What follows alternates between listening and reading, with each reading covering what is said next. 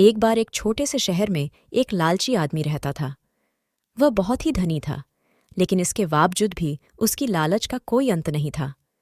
उसे सोना और कीमती वस्तुएं काफी प्रिय थीं, लेकिन एक बात जरूर थी कि वह अपनी बेटी को किसी भी चीज से ज्यादा प्यार करता था। एक दिन उसे एक परी दिखाई दी। जब वो उसके पास आया तो उसने देखा कि पेड़ की कुछ शाखाओं में परी के बाल फंस गए थे। उसने उसकी मदद की और परी उन शाखाओं से आजाद हो गई। लेकिन जैसे जैसे उसका लालच हावी हुआ, उसने महसूस किया कि उसके इस मदद के बदले में एक इच्छा मांगकर उसकी मदद करके वो आसानी से अमीर बन सकता है। ये सुनकर परी ने उसे एक इच्छा की पूर्ति करने का मौका भी दिया।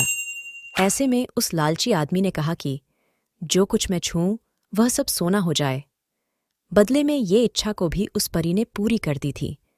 जब उसकी इच्छा पूर्ण हो गई, तब वो लालची आदमी अपनी पत्नी और बेटी को अपनी इच्छा के बारे में बताने के लिए घर भागा।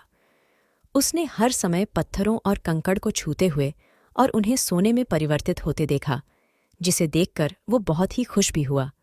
घर पहुंचते ही उसकी बेटी उसका अभिवादन करने के लिए दौड़ी।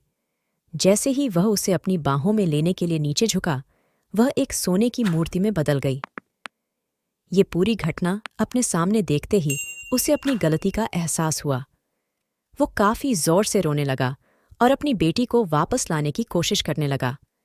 उसने परी को खोजने की काफी कोशिश करी, लेकिन वो उसे कहीं पर भी नहीं मिली। उसे अपनी मूर्खता का एहसास हुआ, लेकिन अब तक काफी देर हो गई थी। इस कहानी से हमें ये सीख मिलती है कि लालच हमेशा पतन की ओर ले जाता है। जरूरत से ज्यादा लालच करना हमें हमेशा दुहक प्रदान करता है।